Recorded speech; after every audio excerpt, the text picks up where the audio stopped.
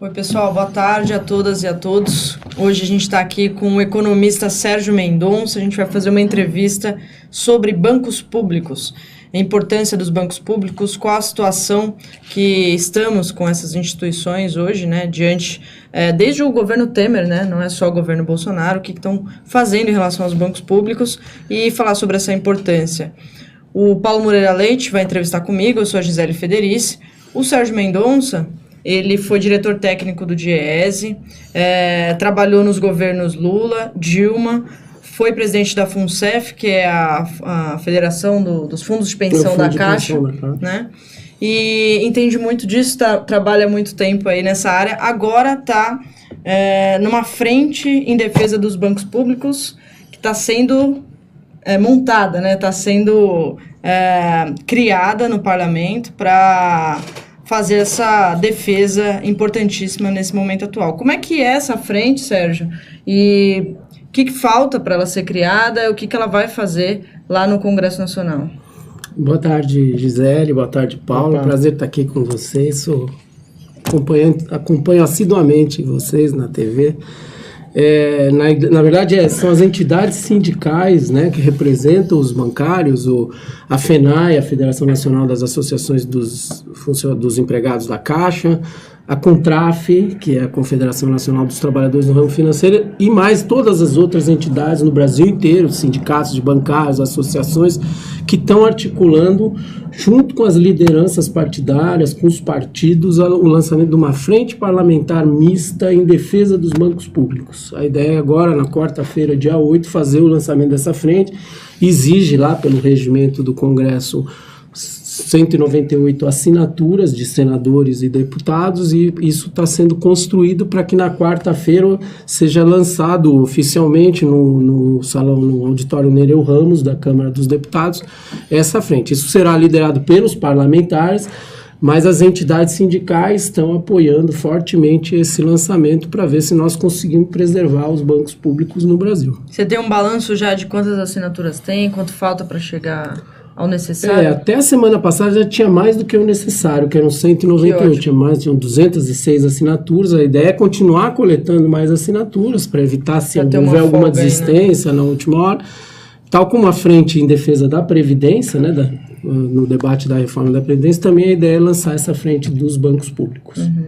E essa atuação da frente vai ser nas comissões, no Congresso, vai ser uma atuação parlamentar, promovendo debates. Exatamente, defendendo essa discussão dos bancos públicos, a importância deles para o desenvolvimento, para o enfrentamento da desigualdade, mas também com a ideia de rebater essa frente nos 27 estados. Né? A ideia é, como você tem parlamentares que atuam em todos os estados, você pode trazer essa frente e ela se reproduzir nos estados, nas assembleias legislativas estaduais, eventualmente nas grandes cidades, nas câmaras municipais. Então a ideia é que se você consiga divulgar para o país inteiro, não ficar só em Brasília. É claro que em Brasília, tendo a frente instituída, você vai fazer debates nas comissões, vai poder fazer um conjunto de discussões sobre isso.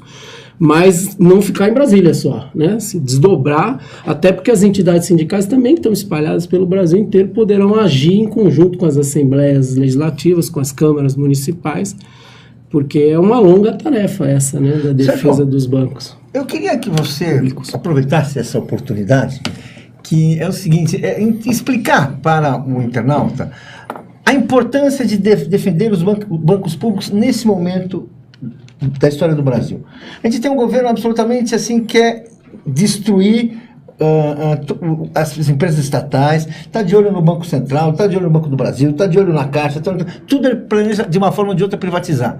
E você está anunciando o lançamento de uma coisa em defesa dos bancos públicos, e é importante, nesse país assim que vem sendo metralhado pela campanha privatizante, por esse discurso pró-mercado, hegemônico, tudo isso, a importância dos bancos públicos e o papel que ele teve na nossa história e que ele pode ainda ter na história do Brasil, para fazer o Brasil um país melhor do que ele é hoje, e não voltar ao mais passado. Justo, né? Exatamente. Por que o banco público deve ser preservado? Então, Paulo, se me permitir até voltar um pouco no tempo, você tem vários modelos de desenvolvimento, né, no capitalismo, nos últimos 200 anos. Os bancos sempre têm um papel-chave. Né? Em alguns tipos de desenvolvimento, Estados Unidos, Inglaterra, o banco teve um papel. Na Alemanha, por exemplo, quando você tem um tipo de industrialização tardia, os bancos entraram para aportar capital, para juntar capital, porque era diferente para a Alemanha concorrer com uma Inglaterra que já estava aposta, com os Estados Unidos que já estava muito forte, então você precisava aportar mais capital. Então você tem um modelo via mercado de capitais, via sistema financeiro e bancos. E nesses modelos você tem a participação dos bancos públicos ou dos bancos estatais. Toda vez que você vai entrar, e o Brasil é um país também de industrialização tardia. Mais do que tardia. Mais ainda do que a Alemanha, né? Tá certo? A gente entra no século XX. Você tem que entrar com instrumentos do Estado para promover o desenvolvimento. E aí, bom, historicamente o Banco do Brasil é de 1808, veio com a família real, né? Foi criado em 1808. A Caixa é de 1861, para captar a poupança popular. O BNDE... Na época BNDE e hoje BNDES é de 1952, quando o Brasil aí tenta dar um salto no seu desenvolvimento. Então eles são absolutamente estratégicos para mobilizar capital e financiamento para você conseguir estruturar setores, no caso do Brasil a indústria. Lembra que a indústria brasileira entre 50 e 80, nós montamos a maior indústria do terceiro mundo. Depois nós perdemos espaço agora, nos últimos 40 anos, para a Coreia, para a China. Mas o Brasil, em 1980, tinha a maior indústria do terceiro mundo. Isso tem a ver com os bancos, né? Tem a ver com a capacidade de mobilizar financiamento. O salto que foi possível porque você tinha esses bancos públicos sustentando, suportando. Exatamente. E os bancos públicos, eles também são importantes para o desenvolvimento regional. Quer dizer, você num país muito heterogêneo como o nosso, muito desigual como o nosso, se você não tiver uma atuação do Estado, não só direta, mas através das suas empresas e particularmente dos bancos, você dificilmente vai conseguir corrigir essas desigualdades. Por exemplo, só para você ter uma ideia, tem estados no Brasil que não tem dinheiro liquidamente entre o que é captado do público e o que é emprestado de banco privado. Só tem banco público. No Nordeste tem vários estados. Né? Ou é o Banco do Brasil... Estados ou cidades? Não, estados. Por não exemplo, há interesse do setor privado de abrir banco lá. Não, tem que ser um banco público. Privado até está lá, mas ele toma mais recursos da sociedade do que entrega. Porque ele capta dinheiro, por exemplo, da classe média alta, na poupança, e empresta menos. Então, liquidamente, ele tira recursos. Ele tira dinheiro da sociedade. E é o Banco do Brasil, é a Caixa Econômica Federal, é o BNDES, no caso o BNB no Nordeste, tem o BASA na Amazônia, o Banrisul, enfim, nós temos ainda 14 bancos no Brasil, bancos públicos. A gente sempre lembra do BB, da Caixa, do BNDES, mas tem mais. Parece que são 2, né? 3, mas... Que são, de fato, os maiores. Mas, então, é muito importante. Por exemplo, nós teremos um professor lá nesse debate da frente, no seminário, que vamos fazer junto no lançamento da frente, que ele disse, olha, na Paraíba, se não for o BNB, não tem banco público que aporta recursos líquidos na Paraíba. Quer dizer, se não tiver banco público, não tem financiamento lá para aqueles... Entendendo bem, o banco privado vai lá e tira dinheiro e leva para outras praças, para outros mercados. A população, portanto, se deixar nas mãos do setor privado, ele vai empobrecendo ano a ano aquela sociedade. Veja, vamos lá, sem maniqueísmo. O banco privado está no papel dele. Vai lá captar dinheiro de um grupo, né, de renda alta que topa poupar. Dificulta mais conceder empréstimo para a população mais pobre. Ele pega esse dinheiro, como o Paulo falou, Gisele, e aplica onde? Em títulos públicos, ou vem aplicar em projetos, aqui na bolsa, em outras áreas que ele julga mais rentável. Ele está buscando a sua lucratividade. O banco privado existe para isso, para ter lucro. Para dar lucro para os seus donos. Essa é a sua função. Agora, o banco público, que é isso que nós queremos discutir, queremos defender, ele pode atender o interesse do público, interesse da população, da sociedade. Né? É disso que nós estamos falando, né? Assim, no limite, né? Agora, não, pode falar. Não, você vai emprestar, então, dinheiro no Nordeste para pequenas, microempresas, agricultura familiar, bancos do povo. São esses bancos públicos que garantem esses recursos nessas regiões. Agora, o Banco do Povo que tem lá é banco público também que garante. O BNB tem uma linha forte chamada Cred Amigo, se eu não estou enganado, que aporta recursos na linha do microcrédito. Que é o Banco do Povo, aquela coisa bem... Que em geral chama... E que a Caixa, viu, no século XIX era o Banco Popular, que era o que precedeu os bancos do povo, tá? Fala um pouquinho disso, só que você tocou o negócio da Caixa, porque uma coisa que eu li hoje também, fazer uma pesquisinha para a gente vir aqui falar com ele, ele não está totalmente ignorante, que a Caixa fez um grande sucesso no século passado com os penhores, que foi assim, uma coisa assim, inclusive escravos que estavam juntando dinheiro para a alforria, faziam penhores na Caixa. Ou seja, quer dizer, essa coisa, crédito popular, que nunca foi uma coisa do setor privado, consegue aparecer pelo banco público, é isso? É isso mesmo, mano. A Caixa nasce para captar a poupança popular, para proteger essa poupança popular nascente, ali no meados do século XIX, 1861. Depois ela toma o monopólio dos penhores, né? E a Caixa também é financiada pelas loterias que existiam na época, que eram privadas. Você passa a taxar as loterias para fazer o funding, né? Para fazer o aporte de recursos para ela financiar, para fazer o financiamento popular. Então a Caixa tem essa origem. Depois ela vira outra coisa no século XX, se junta com o BNH, hoje é o grande banco do setor imobiliário, da política habitacional, mas na origem é um banco popular. Da Caixa muito bacana saber a história de tudo isso, a função histórica, né, dessas instituições. Não, o cara ia chegar com um relógio, punha lá e saiu dinheiro e abria um crédito, sei lá, que fazia. E essa função social... Hoje, né? Até hoje? Tem penhor até hoje. Tem penhor até hoje. A função social dos bancos leva a um outro debate, que é o caixa dos bancos, né? Muitas críticas vão no sentido de que a Caixa dá prejuízo, né? O Banco do Brasil está no vermelho, então a gente tem que privatizar. Mas não entra nessa linha que é importantíssima, que é a função do banco público não é só dar lucro. E, na verdade, eles até dão, né? A questão aqui é que eles têm funções a mais do que isso, né? Não só ser rentáveis, né? Fala um pouco sobre isso. Perfeito. Eu acho que, assim, a importância desses grandes bancos públicos, em especial os maiores, eles terem uma estrutura de atuação, eles são também bancos comerciais, ou seja, eles concorrem com o Itaú, com o Bradesco, com o Santander, cobram juros, com todos os grandes, atuam pessoa física, pessoa jurídica.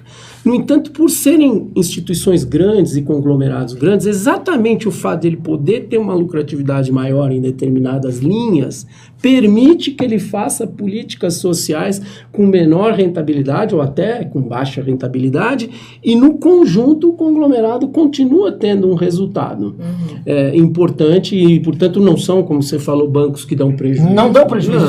Então, isso é importante dizer, porque são bancos deficitários, estão sempre no vermelho. É o discurso do mercado. Né? Não são bancos.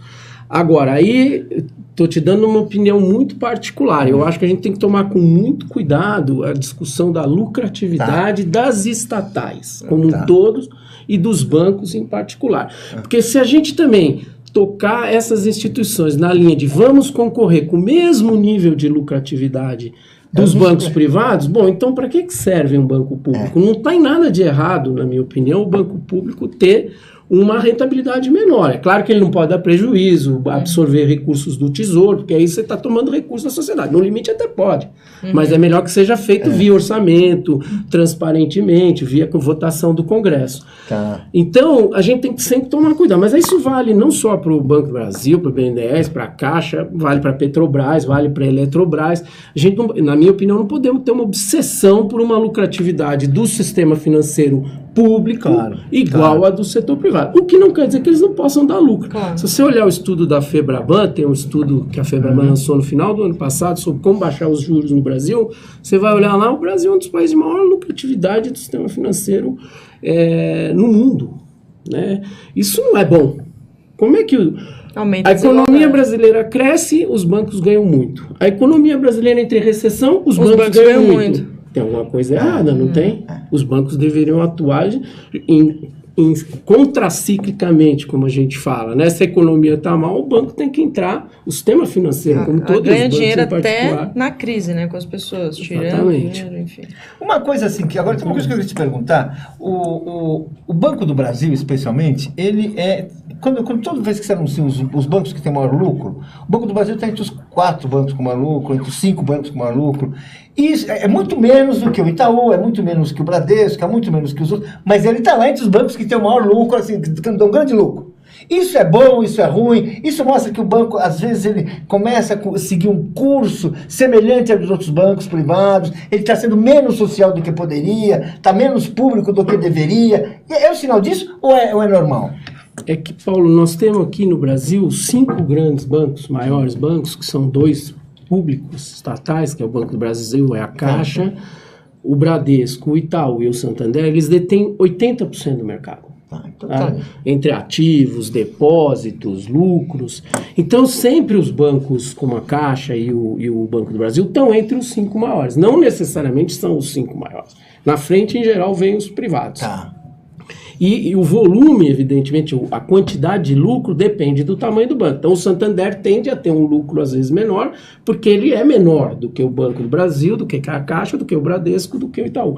Mas você tem um sistema financeiro no Brasil muito concentrado. Né? 80%. Os mais concentrados do mundo, né? Um dos mais concentrados 80% em 5 anos. Esse estudo da Febraban mostra isso também. Que o Brasil não é o mais concentrado do mundo. Você tem a África do Sul, você tem a Holanda, mas você tem um sistema financeiro muito concentrado. Então, a tendência é que esses bancos, pelo porte deles, também tenham lucros importantes, não a maior taxa de lucratividade ou de rentabilidade, que é o lucro sobre o patrimônio, mas eles têm uma rentabilidade, um volume de lucros muito expressivo, tanto o Banco do Brasil quanto a Caixa. O ano passado foi da ordem de 10 bilhões, 10,4 bilhões o lucro da Caixa Econômica Federal. Mas é uma rentabilidade proporcionalmente menor a do Banco do Itaú, do Bradesco. Estou citando aqui porque são todos dados públicos, né? Eu não estou fazendo nenhuma inconfidência. O que impede da gente ter um mercado menos centralizado?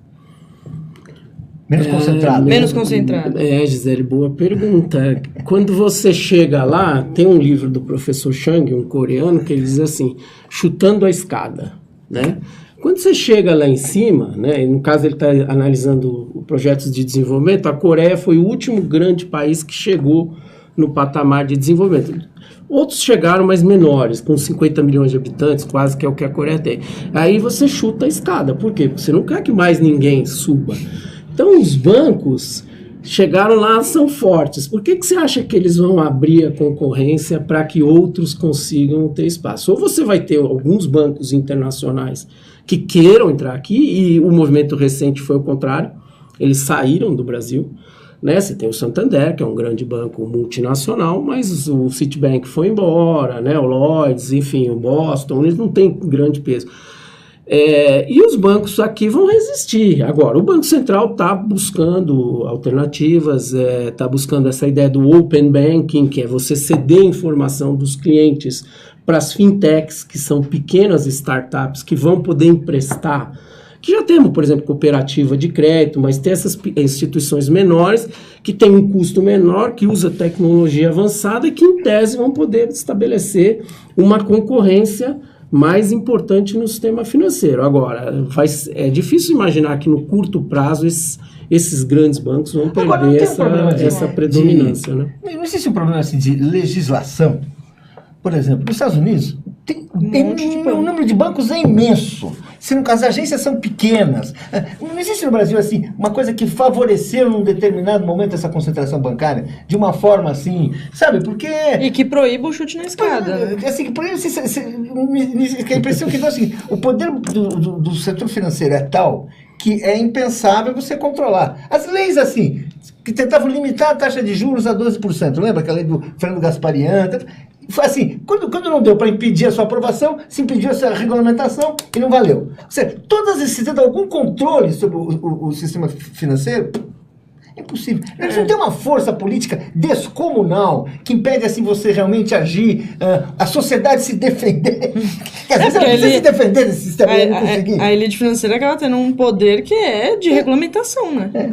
É desproporcional, né? Na verdade, o problema que nós estamos vivendo aqui, com os matizes e a nossa história particular, não é só nosso. Você falou sobre os Estados Unidos, é verdade, até um tempo atrás. Hoje os Estados Unidos têm 5 grandes bancos que dominam o sistema financeiro americano. Nossa, mas nem isso. Morgan, o Citigroup, que é o maior sistema financeiro. Mais uma decepção americana. Você tem concentração na Alemanha, você tem concentração... O sistema financeiro, o capital monopolista, você sabe melhor do que eu, é uma coisa do século XIX. né? Você vem concentrando o capitalismo, e esse capitalismo desregulado, particularmente dos últimos 40 anos, ele dá um poder aos bancos, não aos bancos específicos, mas aos bancos, eles têm um peso muito grande, ao sistema financeiro em geral, muito grande. E é isso que você falou, dinheiro gera poder, poder gera dinheiro. Então, o Obama tentou, na crise de 2008, fazer uma nova regulamentação que é parecida com a experiência de 1930, porque a crise de 29 do século passado foi a desregulamentação.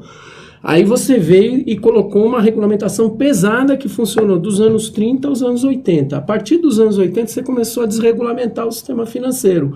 São 40 anos. E eles, de fato, hoje o maior poder econômico que existe na economia mundial é do sistema financeiro. Não há nenhuma dúvida. Embora sempre tivesse ligação entre o poder do sistema, entre o capital financeiro e o capital industrial. As experiências de cada país mostram isso. Mas o capital... E você não conseguiu sequer enfrentar o poder desse oligopólio financeiro depois de ter feito a segunda maior crise do capitalismo que nós conhecemos, que foi essa de 2008, né? Então, de fato, é um poder muito grande. Aí você precisa de um banco central forte, você precisa de instituições fortes na sociedade, associação de consumidores, que os americanos têm uma experiência importante. Você precisa de uma sociedade forte, mas, de fato, a trajetória das últimas décadas é bastante preocupante em relação a esse poder concentrado dos bancos. Estamos discutindo no Brasil, eu não sei de quando é essa discussão nos Estados Unidos, mas que a discussão assim, do setor financeiro é o Banco Central. E a última onda que está no Brasil e que o Jair Bolsonaro já falou que é a favor, já disse que vai acontecer, é a independência do Banco Central. Que muita gente acha que é independência, na verdade, ele é capturado pelo mercado financeiro quando isso acontece. Mas, assim, a chamada independência do Banco Central, ela também contribuiu para esse poder do setor financeiro sobre a economia, né? O Banco Central é a agência reguladora do sistema financeiro, tá? Tanto aqui quanto em outros países. Tem sempre uma discussão, inclusive na teoria, que as agências reguladoras às vezes são capturadas, como você falou, pelo interesse do próprio setor. Em geral, às vezes até os dirigentes dessas agências provêm dessas grandes empresas. Tomando conta do galinheiro, né? Isso pode ser assim, pode não ser, né? Quando você dá mais independência ainda, que é a proposta que saiu há algumas semanas, que o governo pretende dar autonomia, na verdade ele não está chamando de independência, mas é parecida com a experiência americana, que é você dar um mandato para os dirigentes do Banco Central. O mandato não seria coincidente com o do presidente da República, de tal forma que, por exemplo, se o Bolsonaro tivesse assumido agora e essa lei já tivesse valendo, ele teria que conviver com o presidente do Banco Central indicado no governo anterior. Para que o presidente não indique alguém da linha dele. Ele pode até indicar, mas ele vai ter que esperar 2 anos. Certo. E ele vai ter que aprovar no Senado. E para o presidente do Banco Central, se esse projeto for aprovado, ser demitido, para que ele seja demitido, você vai precisar de 50% dos senadores, 41 votos. O presidente da República pode propor a demissão do presidente do Banco Central se o projeto for aprovado. E o Senado tem que referendar com 41 votos. Então, no fundo, você indicando uma burocracia, uma tecnocracia, que na verdade nem é propriamente uma burocracia clássica, porque ela vem em geral do setor privado, você está tirando a soberania popular. No fundo é isso. Você está dando você está entregando a essa tecnologia um poder. Ele não foi eleito pelo povo. O presidente, sim, foi eleito pelo povo. Mas esses dirigentes não foram eleitos. E eles passam a ter um juros, que nos Estados Unidos são responsáveis pela criação de emprego, também pelo nível de emprego. E que também são, mesmo que não se diga, no Brasil também. Se você leva o juro, se você tem medidas pró-recessão, você diminui o emprego. Você está, portanto, agindo. E você passa a mandar na economia. Então, isso que eu ia perguntar. O que na prática pode acontecer, né? Passa a mandar na economia. Agora, veja, nós aqui, se vocês me permitem, voltando à nossa questão do banco público, nós temos 2 ou 3, ou na verdade 14 bancos públicos que podem fazer um movimento diferente. Né? Quer dizer, claro que o banco, a Caixa Econômica, o Banco do Brasil e outros bancos públicos têm que seguir as regras de Basileia. Você tem hoje um sistema financeiro que é regulado internacionalmente, você está sob regras que tem que ter um volume de capital, Mas o fato de você ter banco público como a Caixa, por exemplo, que tem quase 70% do crédito imobiliário, que fez o maior programa habitacional que nós conhecemos na história do Brasil, 5 milhões e meio de casas contratadas no Minha Casa Minha Vida, exatamente. 4 já entregues, né? 4 milhões, vocês mesmos já fizeram essa discussão aqui no 247. O fato de você ter um Banco do Brasil que pode fazer o crédito agrícola e o crédito agrícola para o pequeno, como ele tem também quase 70% desse mercado, de ter um BNB no Nordeste, de ter o BASA na Amazônia, na região norte, e de ter o BNDES, né, que apoia a infraestrutura, você pode fazer um movimento, se tiver uma política econômica clara e uma orientação governamental clara, que você faz uma contraposição e faz uma concorrência, digamos, de natureza social, para o desenvolvimento social, para a inclusão, para corrigir desigualdades regionais. Nós temos instrumentos na mão. Esses bancos, eu estava comentando com vocês, eles forneceram quadros para a administração pública ao longo de séculos, de décadas. Né? Muitos quadros da administração pública federal, mesmo estadual, vieram da Caixa Econômica, vieram do Banco do Brasil, do BNDES, que foi o banco criado lá em 52, na época da industrialização. Então, eles têm um papel absolutamente estratégico. E se eles forem conduzidos para serem apenas bancos privados, realmente, daqui a pouco você vai fazer a discussão. Mas, então, para que serve esses bancos? Para que eu preciso ter uma Caixa Econômica ou um Banco do Brasil, se a lógica é eles atuarem igualzinho aos grandes bancos privados? Não faz sentido. E nós temos um país que ainda está precisando de muito apoio do sistema financeiro e particularmente dos bancos públicos.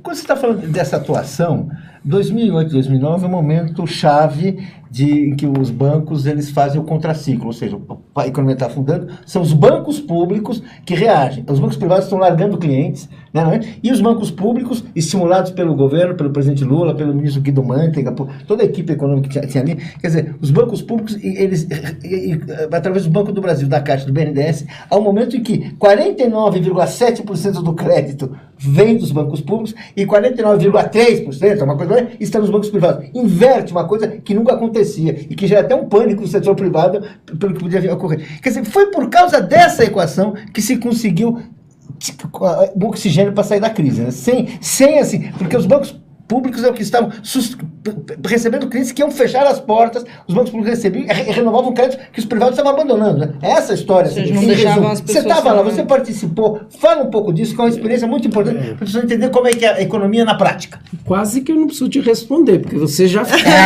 Eu só li. Mas é verdade, os bancos públicos, exatamente, esses grandes bancos, né? De novo, BNDES, Caixa, Banco do Brasil, BASA, mas principalmente esses três maiores, fizeram o que a gente chama na economia, na teoria econômica, do movimento contracíclico, né? Por que contracíclico? Porque o ciclo era de baixa, o mundo inteiro em recessão, o Brasil entrando em recessão e o sistema financeiro empurrando, no caso da atuação dos bancos públicos, isso para cima, a economia para cima, tentando fazer o movimento contrário, por isso que é contracíclico. Às vezes, o que está acontecendo agora é que os bancos estão atuando prociclicamente. A economia não está bem e os bancos se retraem. Né? Porque, claro, o que eles querem fazer? Eu não vou emprestar para empresa que não tem um bom cadastro, pessoa jurídica. Eu não vou emprestar para um cliente que não tem um cadastro positivo. Então, eu contraio o crédito. A economia não está indo bem, eu contraio o crédito, a economia afunda mais. E nós tivemos, como você bem lembrou, em 2009, uma atuação importantíssima desses bancos públicos. É uma experiência muito exitosa que tirou a economia brasileira rapidamente daquela recessão. Tanto é que em 2010 o Brasil cresceu 7,6%, quase 8%, que foi o final do segundo mandato do presidente Lula. Isso é fundamental para você ver. Só que o que acontece é o seguinte, você tem um debate hoje no mundo de que a austeridade, né, a ideia de que um Estado menor, um Estado austero, traz de volta a confiança empresarial que vem desde os anos 80, esse debate. É o debate da economia do gotejamento, alguns chamam... Gotejamento? Como assim? Do trickle down. É o seguinte, você tira dinheiro dos impostos, tira o imposto dos ricos e das empresas e elas vão gotejar favoravelmente a favor da economia. Elas vão investir, elas vão gerar emprego. Vão fazer aquilo que elas nunca fazem. Nada disso aconteceu.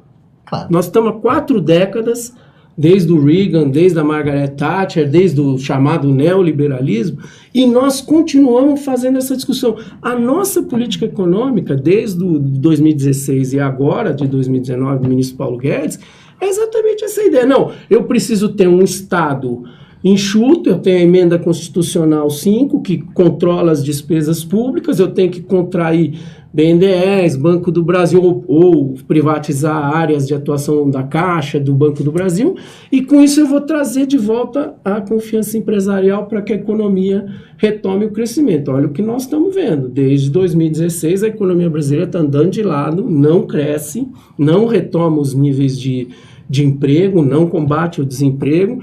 Então, essa história de que a austeridade vai nos levar ao paraíso é um mito, mas infelizmente é a ideia que prevalece no debate público no mundo e no Brasil. Deixa eu te trazer uma pergunta aqui. Tem várias pessoas comentando. Niceu Franco diz: mais gente precisa saber disso, né? Você estava trazendo o resgate histórico das funções da função dos bancos públicos. Rosa Maria diz: os funcionários são pagos com as tarifas cobradas pelo serviço. Não sei se tem esse cálculo, né? Tem. É assim, os bancos têm 3 grandes fontes de receita, né? Você tem a receita do que a gente comumente conhece como atividade bancária, que é a intermediação financeira, que é o quê?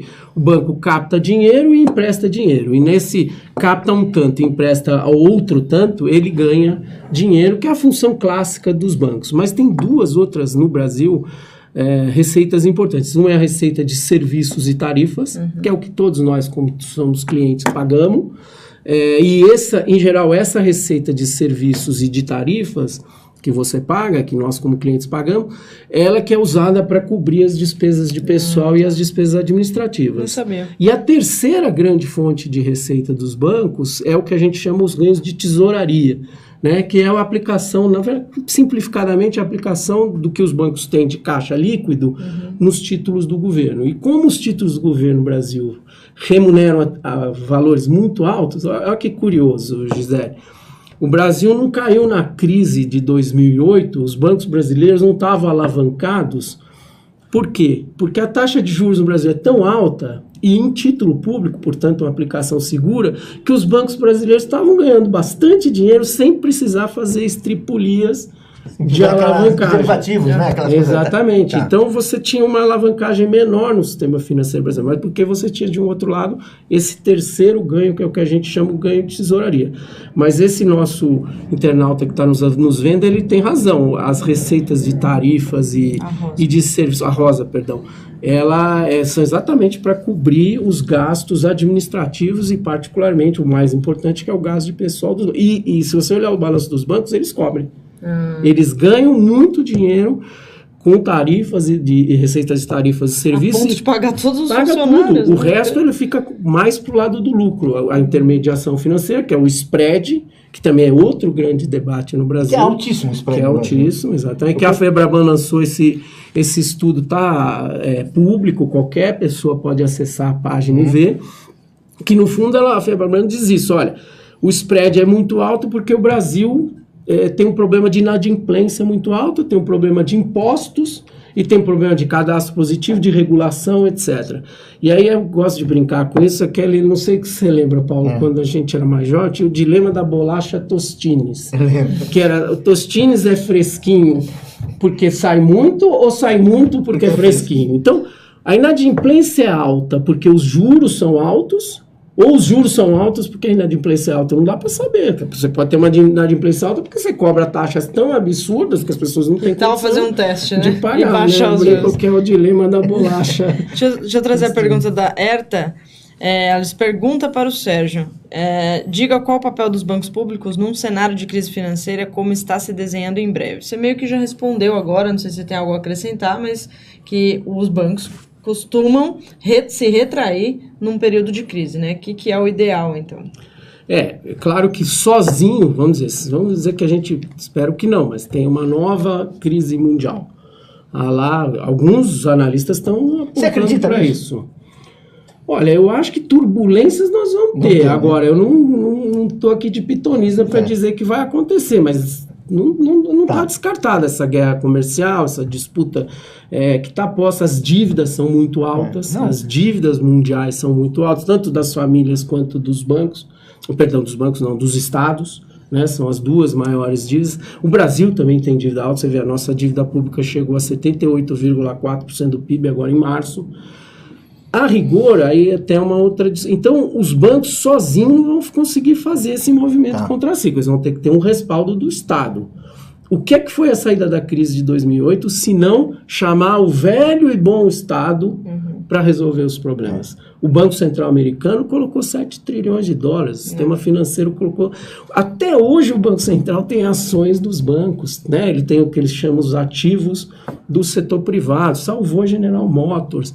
Então, o mundo desenvolvido faz um discurso do tipo: faça o que eu digo e não faça o que eu faço. Porque lá eles usam o Estado o tempo todo para salvar as economias. Aqui, se vier uma nova crise, talvez nosso sistema financeiro resista, mas nós estamos muito mais fragilizados, porque nós estamos há 4 anos praticamente em recessão. É diferente de 2008, que a gente vinha de um crescimento, que você estava acumulando gordura. Então, sozinhos os bancos não irão. Mas nós temos 380 bilhões de dólares de reservas, né? E podemos, eventualmente, no limite, taxar mais. Reduzir, hoje o próprio governo está anunciando que vai reduzir os incentivos fiscais, 5% do PIB quase de incentivo fiscal. Se você voltar a cobrar isso, você tem uma margem de manobra de impostos. Mas, de fato, se houver uma nova crise mundial, e se for do tamanho da de 2008, vai pegar a economia brasileira mais fragilizada. Uma frase, tem 2 economistas, Helene Sovieti e César Cabral, que você deve conhecer, que fizeram um trabalho sobre 2008 e 2009, que tem uma frase que sintetiza um pouco essa discussão, que eu queria que você comentasse um pouco. Que eles falam o seguinte, comentando a necessidade de você fazer o contraciclo, de você ter uma política de juros que seja adequada ao momento. Eles falam assim: o sistema bancário não é neutro, tem papel crucial na capacidade de uma nação crescer e prosperar numa situação de crise ou inversamente. É isso mesmo? Quer dizer, você tem assim, o banco, ele não é uma coisa técnica, é uma coisa que pode, uma hora, ser definitivo para a história de um país? Sabe o que acontece? Bem interessante você trazer esse ponto, porque a teoria econômica dominante, essa que domina o mundo, as universidades dos principais países, é curiosa, ela não tem um papel para o sistema financeiro na teoria. É como se o sistema financeiro fosse neutro. Isso que o César e a Helena colocaram. É como se o sistema financeiro ele não ajudasse nem para o mal e nem para o bem. Quando, na verdade, você olha a história dos Estados Unidos, da Inglaterra, da Alemanha, da França, da Europa, do Brasil, é óbvio que tem um papel enorme. Os bancos criam poder de compra. Os bancos são capazes de alavancar a economia. Então, se você tem um instrumento de banco público como nós temos, você tem capacidade de interferir na macroeconomia, na economia, alterando os juros, alterando a concorrência, como foi feito em 2009, para poder compensar uma eventual crise, porque o capitalismo é feito de crises, né? Ele é cíclico.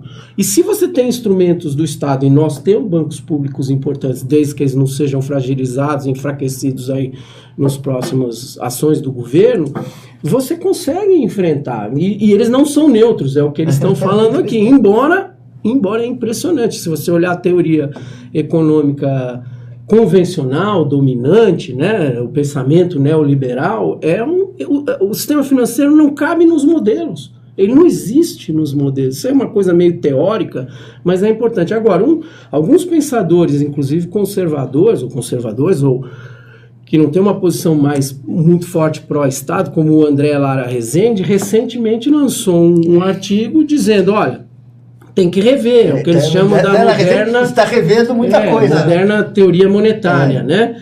Que é a ideia. E se nessa moderna teoria monetária, dos pilares que ele coloca é o seguinte: a taxa de juros básica da economia, a nossa Selic, se ela crescer menos que o crescimento da economia, a dívida pública não é um problema. Olha só o que ele está falando, é uma coisa básica.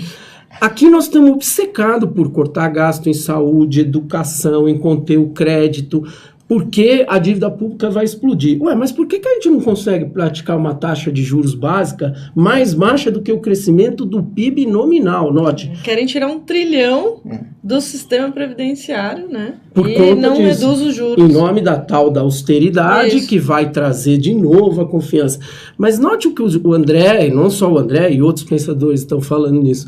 Basta que a taxa de juros básica seja menor do que a taxa de crescimento da economia. O que é isso na prática? É o seguinte, se a taxa de juros hoje fosse 5% e a taxa do PIB nominal, que é 4% de inflação, que não é inflação, é deflator implícito do PIB, mas para simplificar, e vamos dizer que o Brasil estivesse crescendo a 2, 4 mais 2 dá 6. Se o juro básico é 5, não é um problema.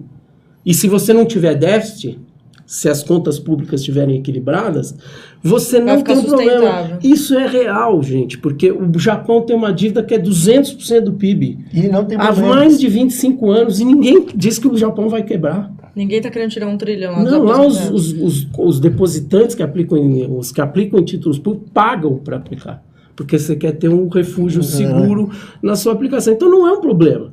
Então, na verdade, de fato, nós temos que enfrentar o poder do oligopólio financeiro. Isso é o poder político do oligopólio, é isso? É um oligopólio financeiro. Assim, vamos dizer assim, considerando o papel que o André Lara Rezende desempenhou recentemente, e a gente sabe, essa virada dele é de uma importância que não pode ser minimizada. Essa virada intelectual dele significa... Em tempos de Paulo Guedes, né?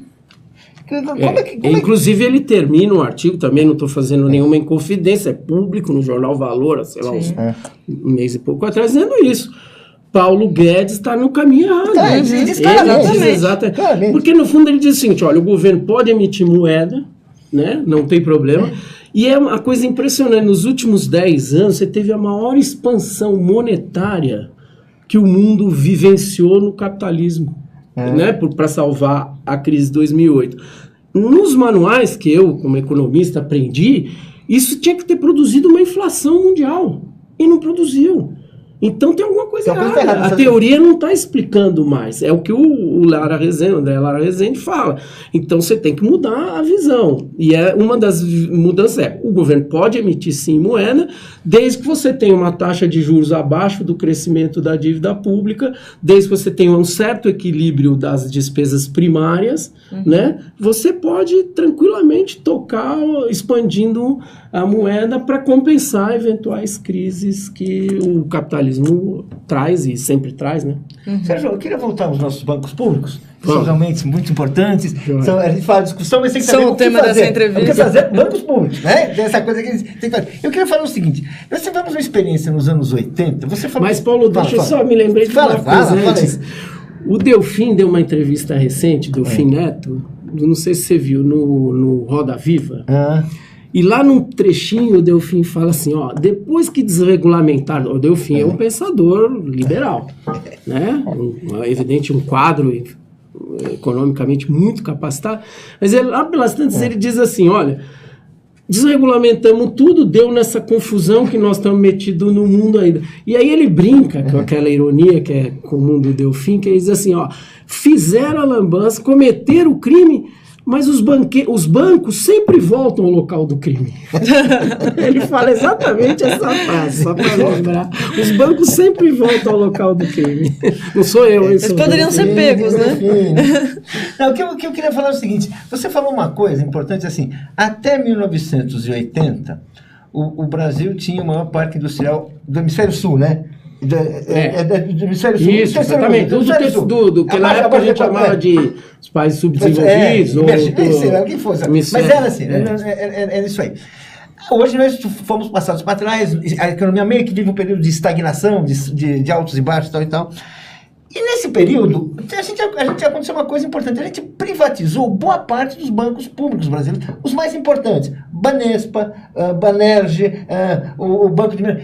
Será que esses bancos, eles teriam sido um instrumento do nosso desenvolvimento anterior, explorando essas oportunidades de crescimento, essa clientela que só um banco público pode explorar, em São Paulo, que o Banespa é uma coisa importantíssima, não sei nos outros lugares, e de repente perdemos isso, e essa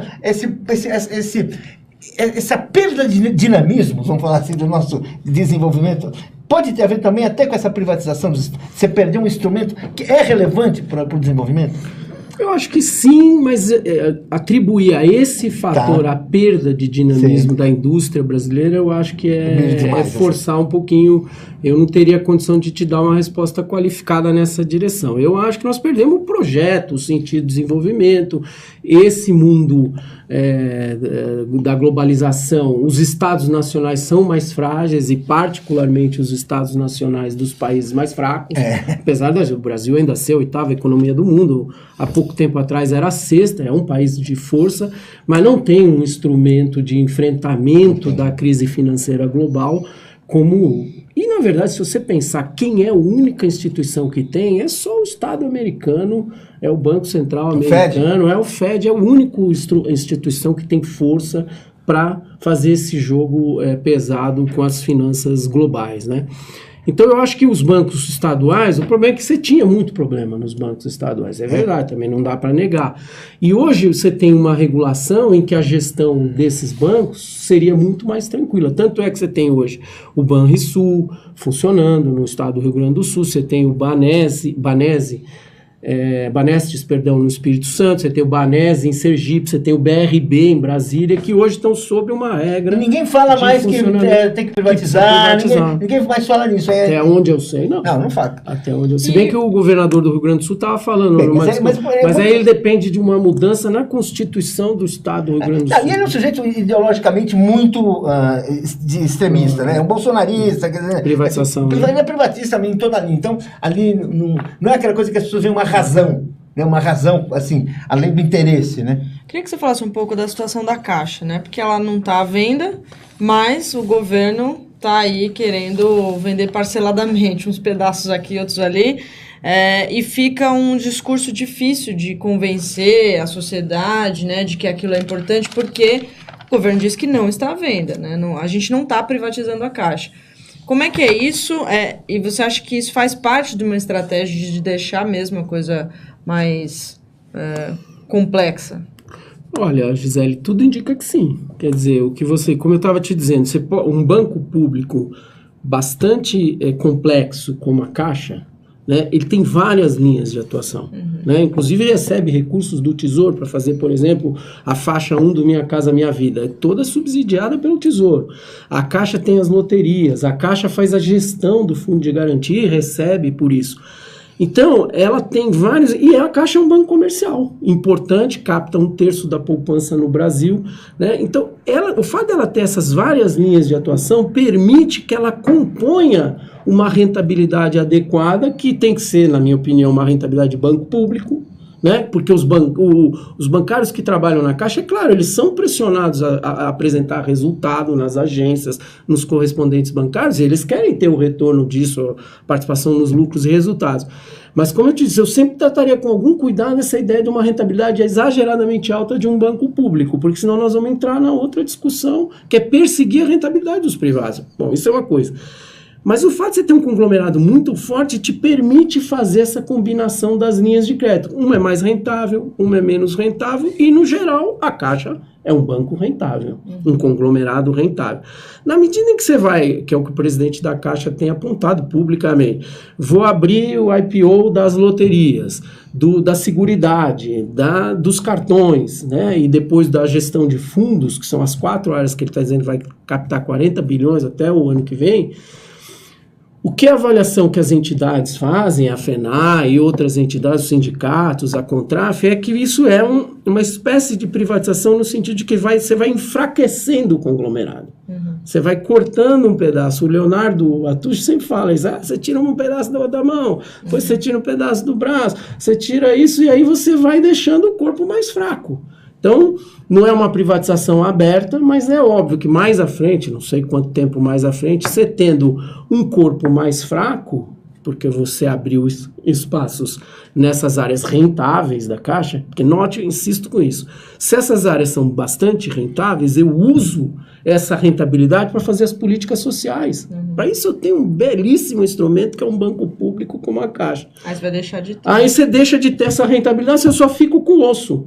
eu só fico com a parte menos rentável. Aí eu começo a atacar. E daí uma hora você vai ter que entregar o osso, porque não vale a pena. Não, porque você vai dizer, eu estou tomando dinheiro do tesouro, estou dando prejuízo, ou estou dando uma rentabilidade muito baixa. Então, ter esses vários instrumentos é fundamental, no caso da Caixa, mas acho que vale para os outros bancos públicos. E na Caixa, pelo menos publicamente, o presidente vem dizendo isso, que vai fazer essa abertura de capital.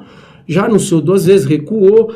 Mas é evidente que tem que tomar todos os cuidados. Outra coisa que tem sido declarado, nós vamos listar, é o jargão do mercado financeiro, né? Nós vamos listar essa empresa na Bolsa de Nova York.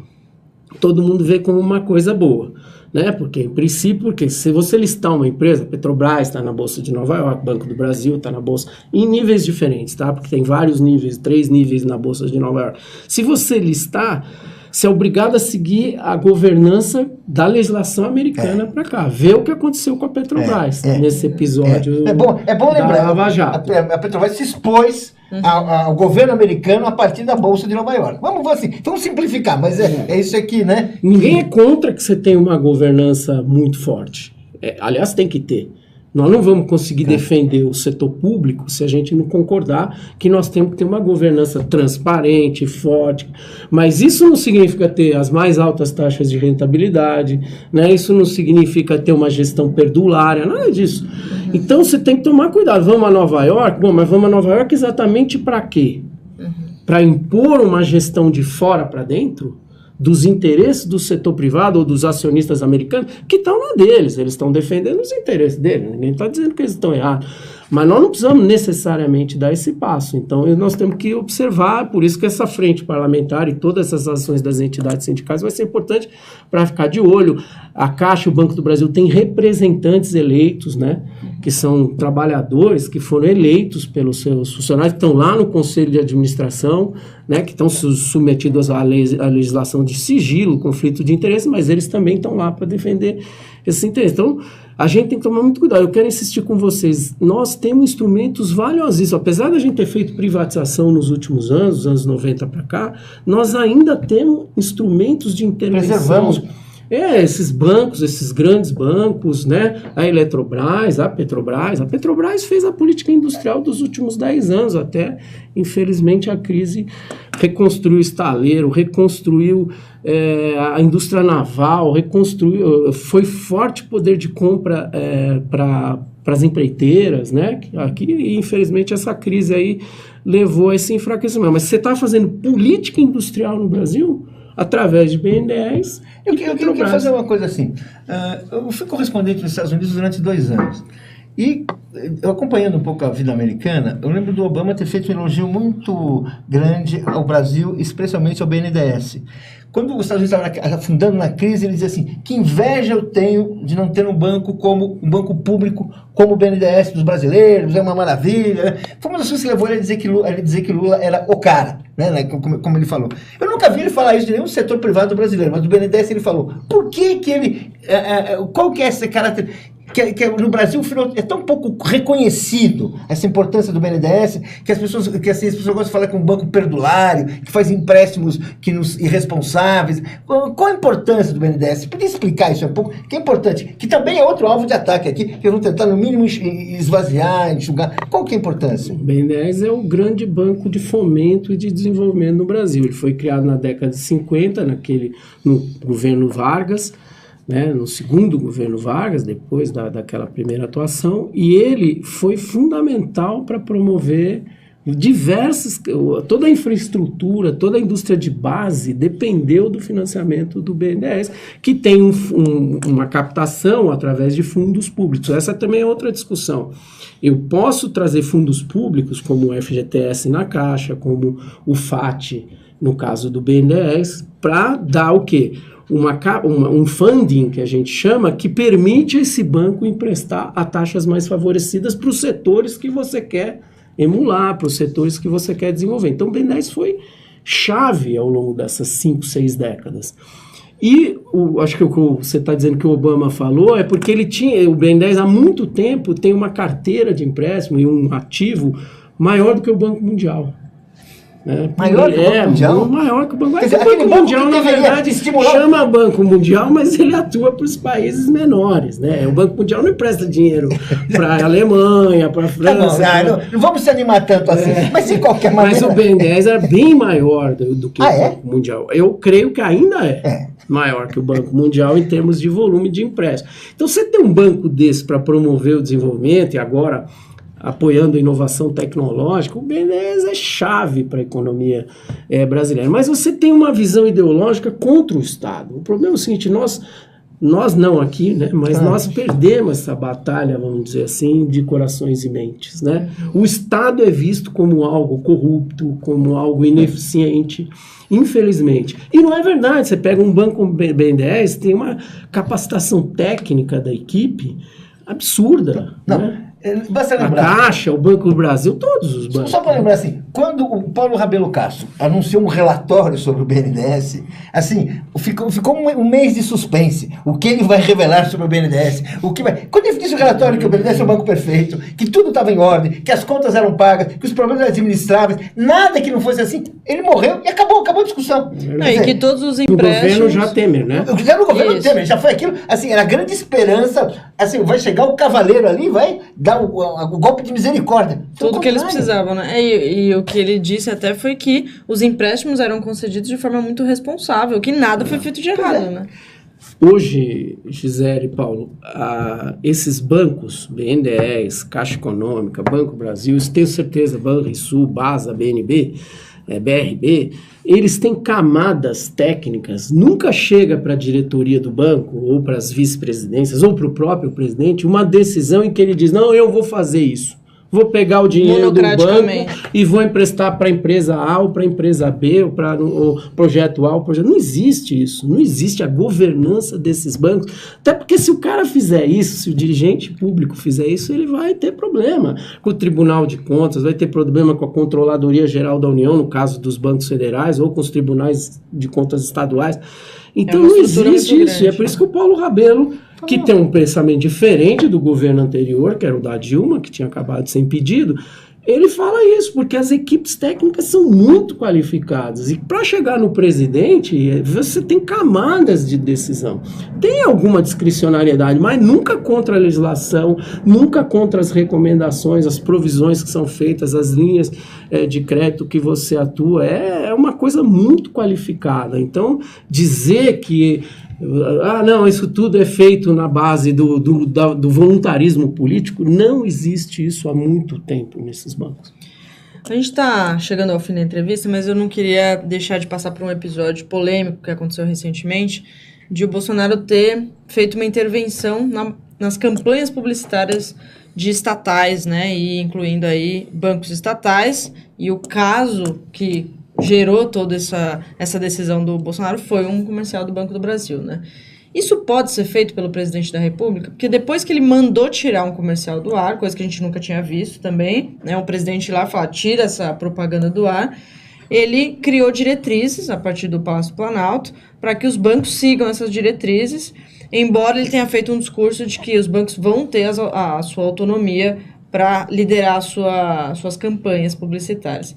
Você já tinha visto isso antes? É possível fazer isso? Ele está dentro da lei? Não, ele pode dar a opinião dele, é evidente, ele é o presidente da República. Legalmente, não. Ele precisa que a ação seja feita via diretoria ou via o conselho de administração desses bancos. Não tem como o presidente lá de cima do Palácio do Planalto dizer faça isso. Agora, é evidente que uma orientação política dele, o que aconteceu? A direção do banco imediatamente resolveu tirar. Aí a direção, sim, ela tem poder. Então, vamos dizer, ela se submeteu a essa pressão. Gisele, antes de terminar, posso fazer só um comentário? Eu queria fazer uma pergunta. Eu faço antes de você. Porque eu não quero... É que eu quero fazer uma propaganda. Pode fazer. Vai fazer sim, sua propaganda. Fazer. Nós já sabemos, estamos de acordo. Não, é que eu queria colocar com você uma questão filosófica. Olha só, em homenagem a todas essas coisas que você disse. Filósofo é você aqui, eu não sou economista. Eu que o Delfim fala dos economistas. Não, que eu fico pensando o seguinte. Todos nós somos obrigados a deixar dinheiro nos bancos. Sejam bancos públicos, sejam bancos privados. E, na verdade, a gente não tem nenhuma influência sobre o que vão fazer com o nosso dinheiro. Quem decide são os bancos. Mas quando você deixa no banco público, que é aquele que vai ser dirigido pelo governo, pelo menos quando você vota em alguém, você está sabendo para onde vai esse dinheiro que você depositou ali. Ou seja, o banco público ele ainda conserva assim, algum poder que você tem do uso que vai ser feito com o seu dinheiro, não é verdade? Assim, ele tem um elemento que não existe no banco privado, que aquele é do dono. Agora, o banco público não se preserva. Seja, a população, quando ela elege um governo e tem um banco público, o banco público vai poder fazer um pouco daquilo que a população está querendo. Não há um grau de democracia nisso aí? Tem razão. Quer dizer, você tem desde legislação e regulação, por exemplo, a atuação da Caixa no crédito imobiliário, a atuação do Banco do Brasil no crédito agrícola, isso já é uma tradição, as equipes estão montadas e você tem legislação, porque você faz o plano safra, porque você faz o Minha Casa Minha Vida, ok. Mas você tem bastante razão na tua pergunta pelo seguinte, o conselho de administração desses bancos, ele é indicado pelo governo eleito. Né? Então, e o governo eleito pode indicar dirigentes alinhados com a política que foi eleita. Então, o banco público pode atuar publicamente a partir dos interesses do governo que foi eleito. Você tem toda a razão. No banco privado não tem isso. Não tem isso, é o teu dinheiro. O dono é o dono, ele faz. É claro, tem um conselho de administração, tem acionistas minoritários na Petrobras, no Itaú, no Bradesco, tem. Só que é evidente que o nível de comando do acionista prioritário, do acionista majoritário, perdão, é muito grande. No caso, o acionista majoritário da Caixa, ou do Banco do Brasil, ou do BNDES, é o Tesouro Nacional, ou seja, é a sociedade brasileira. Aquele que a gente elege de 4 em 4 anos, é um poder que a gente... Mas isso, nós temos que ganhar esse debate, é um debate permanente que nós temos que ganhar daqui para frente. Porque imagina assim, se a gente não tivesse um governo progressista em 2008, 2009, com esse conjunto de instituições financeiras, a gente iria afundado na recessão. Sabe, quer dizer, é uma coisa assim. Agora, como havia um governo que tinha esse compromisso, que vislumbrou, que podia ter feito também, teve aquela... Isso não aconteceu porque a gente tinha, esse governo, ele tinha os instrumentos. A crise nos Estados Unidos foi até pior, porque eles não tinham nenhum instrumento. Mas eles entraram com o Banco Central, que salvou, né? O Banco Central americano, que é a instituição econômica mais poderosa do mundo, tirando, evidentemente, as grandes empresas, os grandes bancos, mas sem dúvida. Agora, você tem razão, é aquilo que nós estávamos falando. Se os bancos privados em 2008, 2009, eles atuaram prociclicamente. O que era atuar prociclicamente? É afundar a economia. A economia estava afundando, eles deram um empurrão. Os bancos públicos é que fizeram o contracíclico e fizeram o comentário. Depois dessa fala aqui do Paulo, o Marcos Pereira está dizendo, vou encerrar minhas contas bancárias. Que isso? Só dizer o seguinte, nesse debate, porque veja, nós estamos fazendo aqui um debate, tentando influenciar esse debate público, vai ter o lançamento da Frente Parlamentar Mista no dia 8 de maio, agora no Congresso Nacional, e a ideia é que esse é um debate permanente, que está aí, essa hegemonia do pensamento econômico. Eu me formei em 79, 40 anos. Exatamente 40 anos. Nesses 40 anos é uma hegemonia do pensamento único, liberal, neoliberal, não importa o nome que você dê, que você forma as pessoas, os dirigentes públicos, mas tem gente que pensa diferente. Então, as entidades sindicais, a FENAI, a Contraf e as outras entidades no Brasil estão construindo um projeto de fazer uma contranarrativa para a defesa dos bancos públicos, que é um projeto que a gente chama Reconta Aí.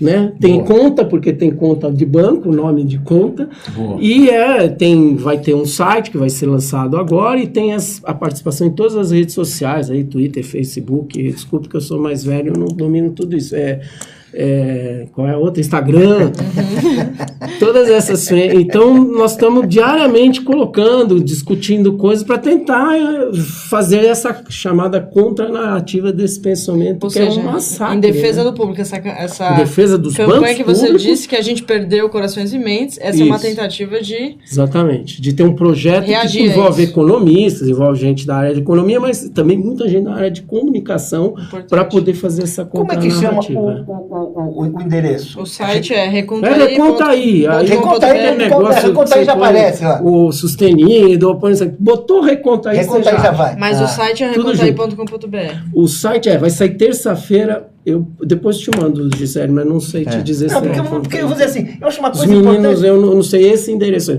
mas se você puser Reconta Aí, já aparece no Twitter, lá. A hashtag, né? A hashtag já aparece. Porque é assim, tem informação, tem história, e quem procura às vezes não acha. Isso. E a gente precisa realmente se reinformar, se reeducar. Porque ele foi bombardeado. Até para argumentar com as pessoas. É um massacre. Você vê que tem até divisões. Quando a gente fala, o Lara Rezende vem disso e isso, não é um pensamento, um bloco de pensamento, mas tem fissuras, tem formas alternativas de ver.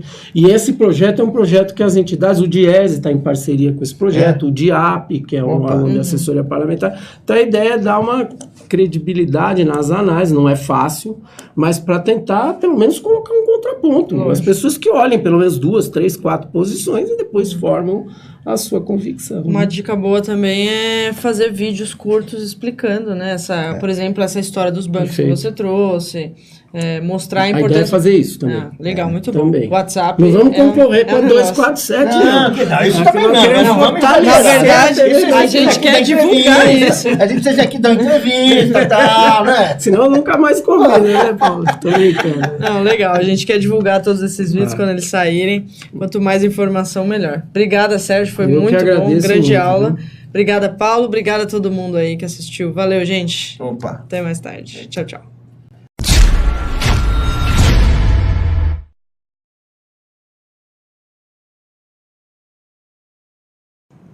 Olá, eu sou o Eduardo Moreira, escritor, palestrante, e eu apoio a campanha do 247 de assinaturas porque eu acredito numa mídia verdadeiramente independente e uma mídia que a gente sabe de onde vêm os recursos para poder bancar as notícias que a gente lê. Então, se vocês puderem contribuir, que bom a gente poder ter um canal que tem uma notícia que a gente sabe que vai buscar trazer para a gente o mais próximo da verdade que eles conseguirem.